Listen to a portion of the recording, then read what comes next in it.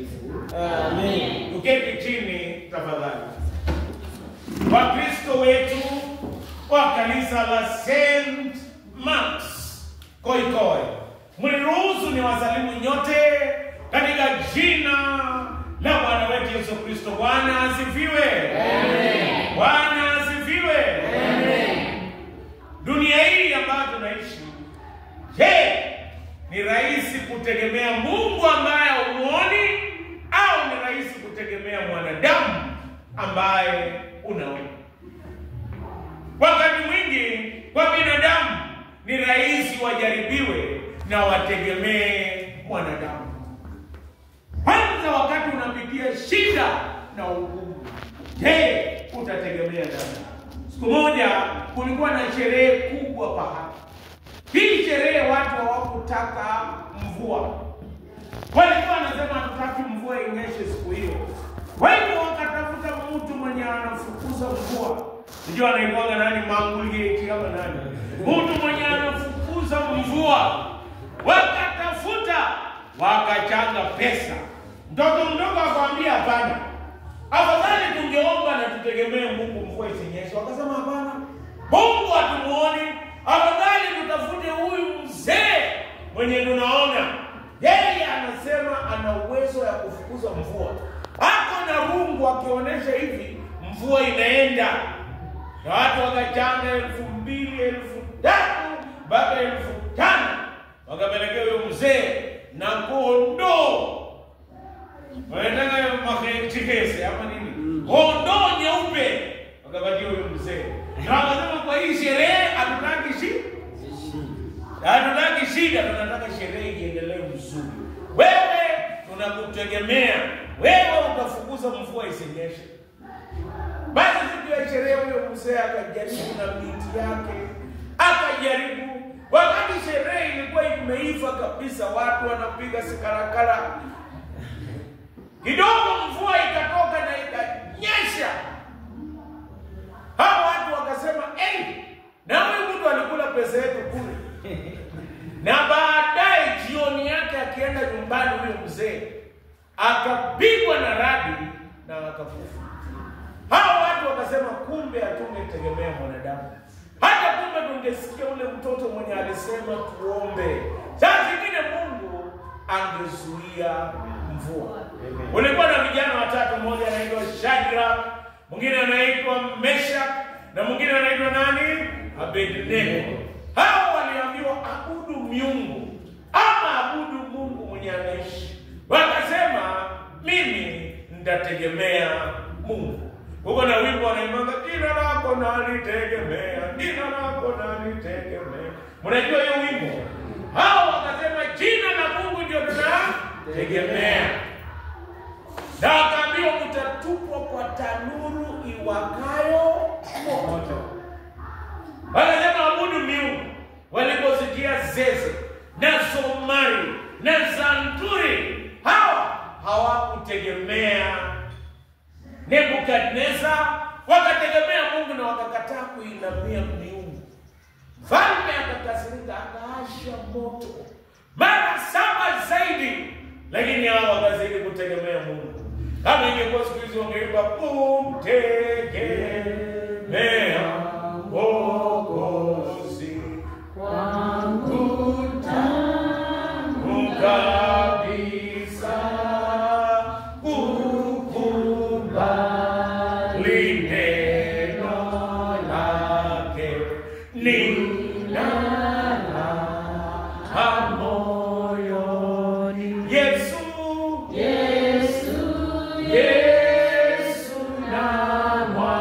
namwamini, nimemwona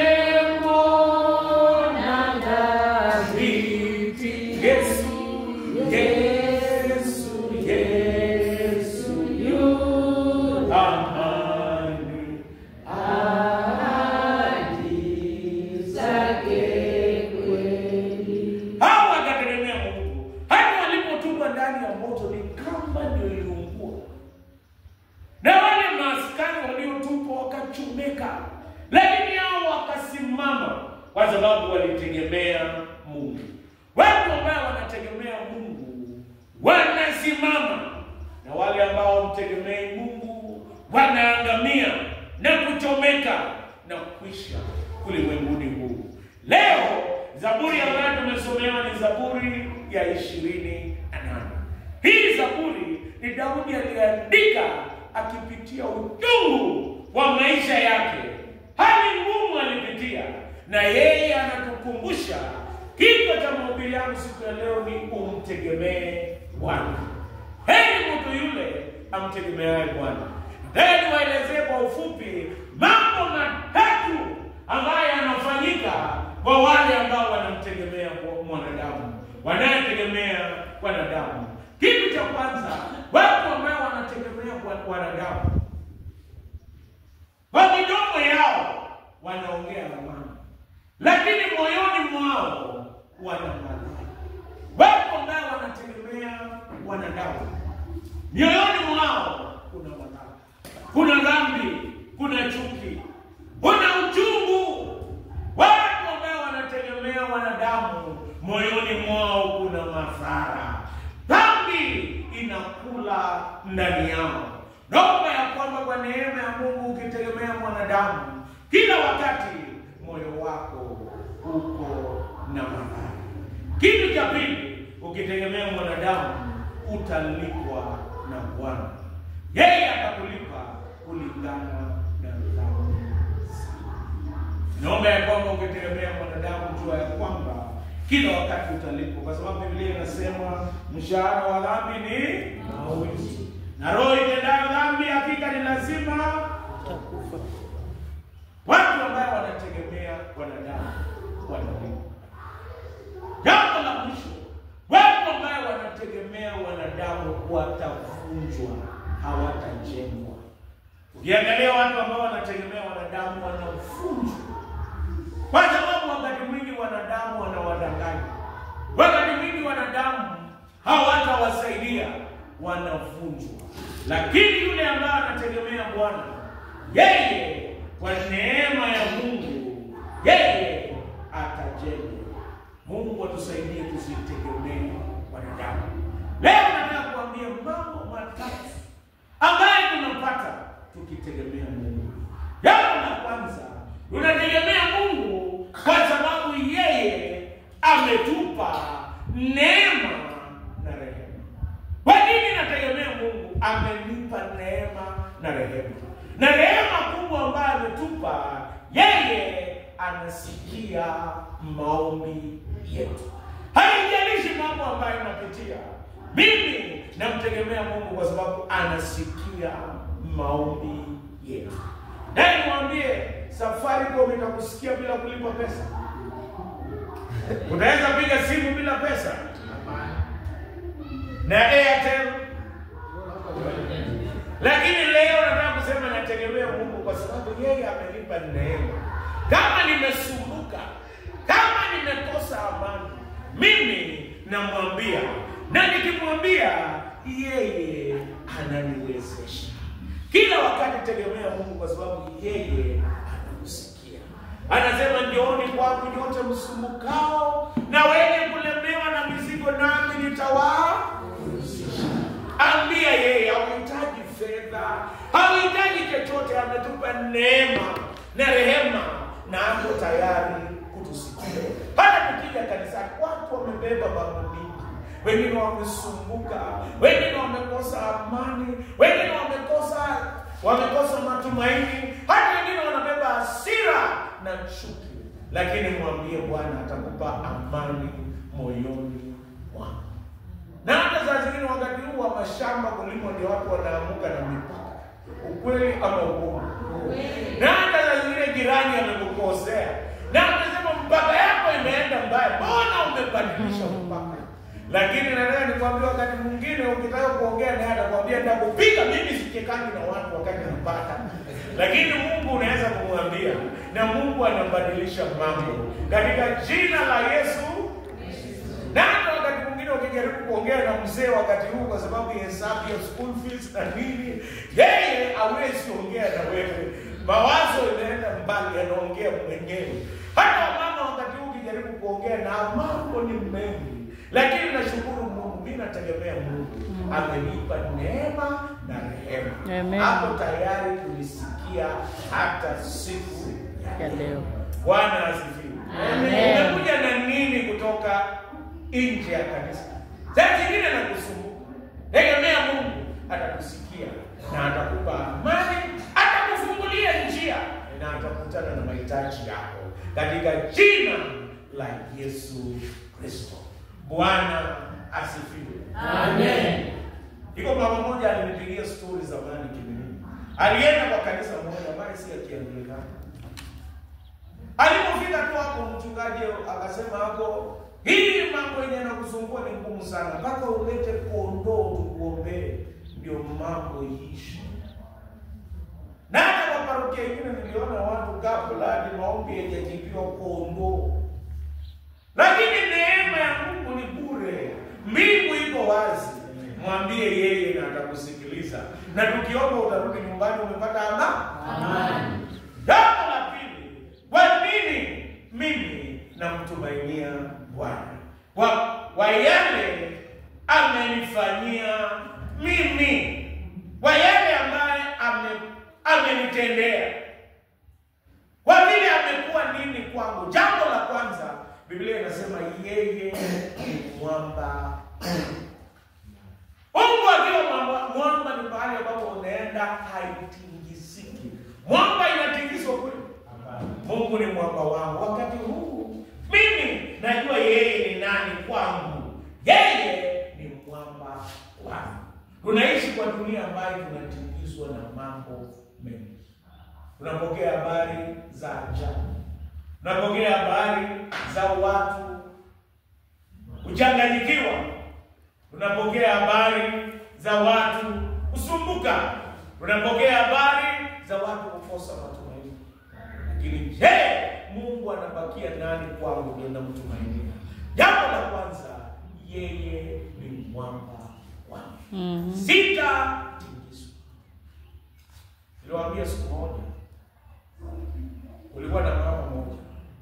Nasikia jamii ya Wakikuyu kulipa mahari ni kitu ya maana sana.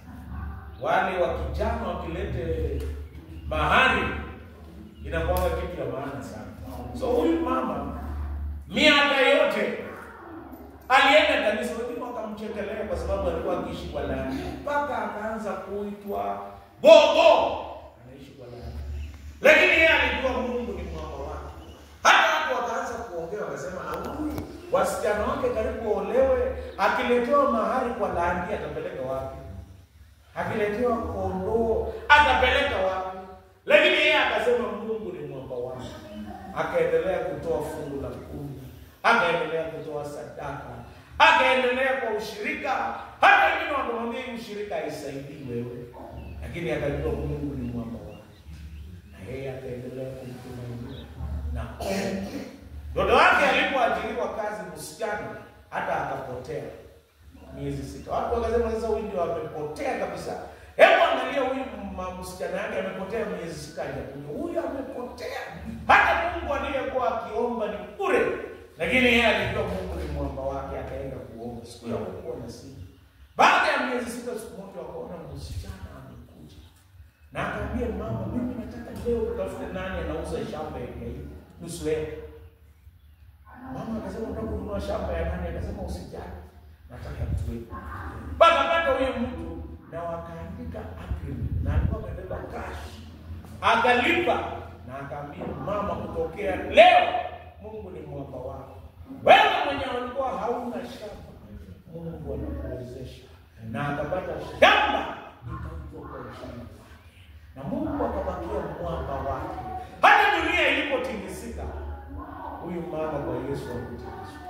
Nataka nikwambie kwa boma yako, kwa jamii yako, waacha Mungu awe mwamba. Kitu cha pili, waacha Mungu awe nguvu yako. Sasa kile kuna mambo inakushinda, lakini waacha Mungu awe nguvu yako. Maana sio anasema nitaweza mambo yote kupitia kwa Kristo anitiae nguvu.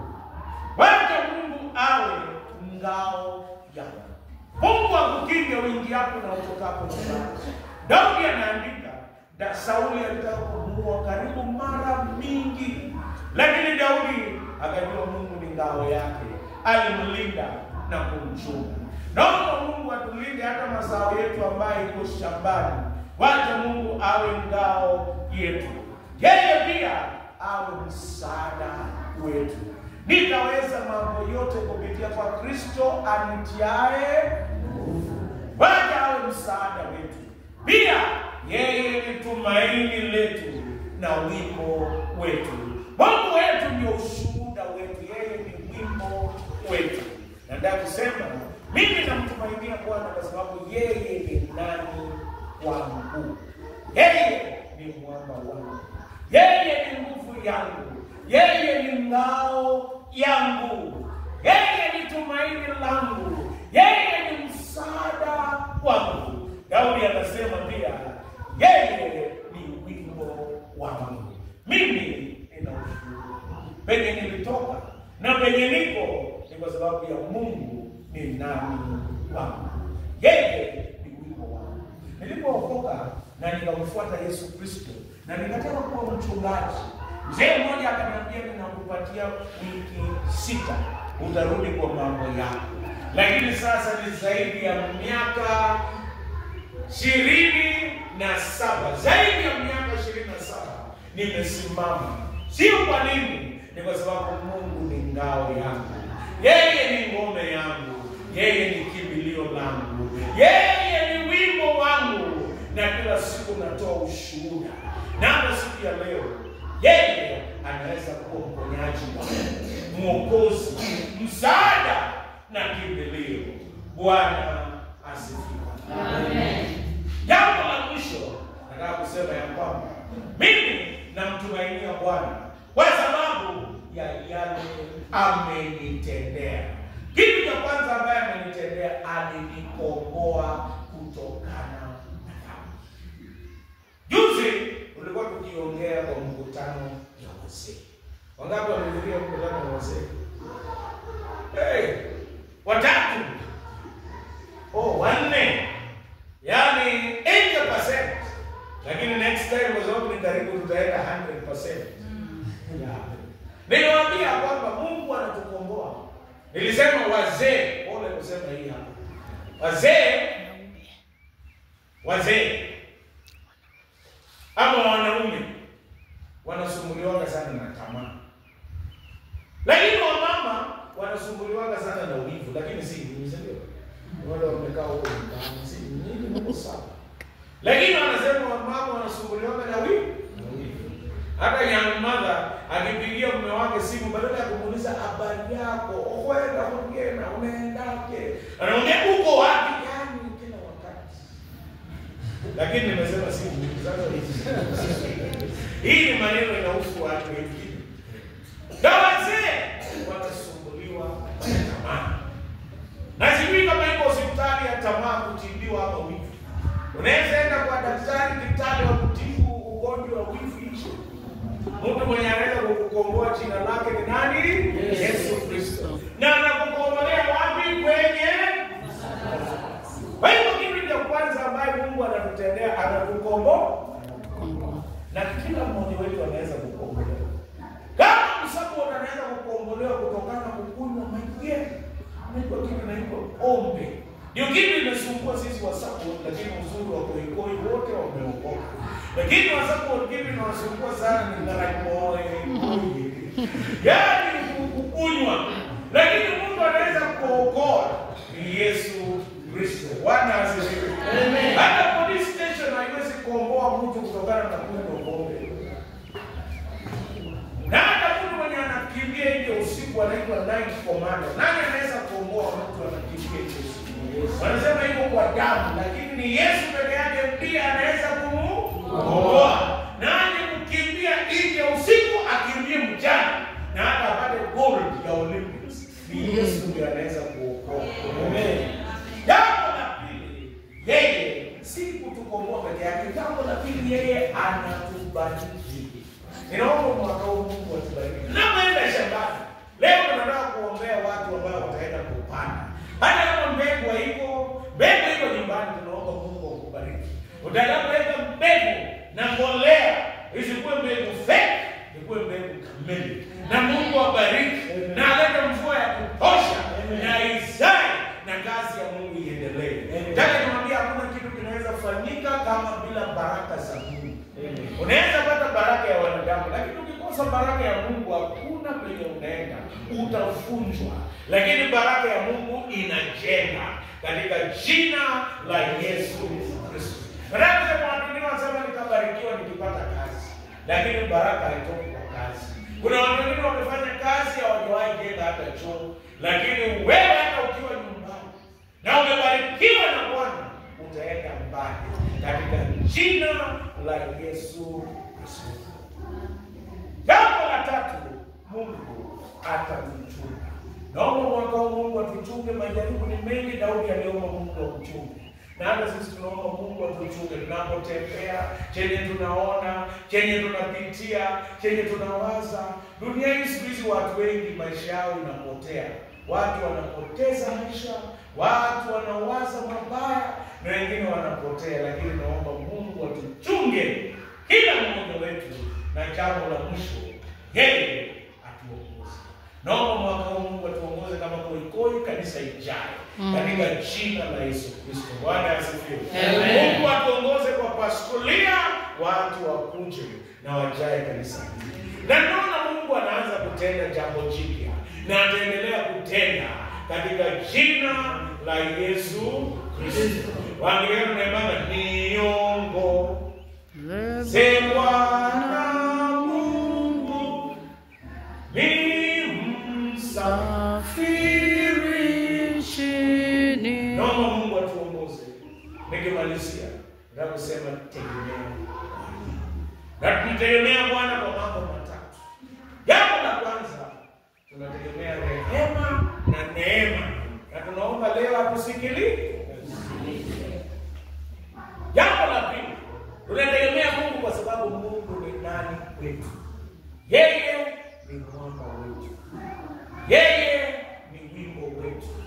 Yeye ni nguvu yetu. Yeye ni msaada wetu. Yeye ni tumaini letu. Na yeye ni wimbo wetu. Na jambo la mwisho, tunamtegemea Bwana kwa sababu ya yale ambayo atatutendea. Atatukomboa, atatuchunga, atatuponya na atatusaidia kwa kila jambo. Nataka kuomba pamoja nawe. Sasa zingine una jambo unataka kumtegemea Bwana. Naomba usimame katika jina la Yesu Kristo. Niweke mbele za Bwana ambaye hakuna neno lisilowezekana kwake.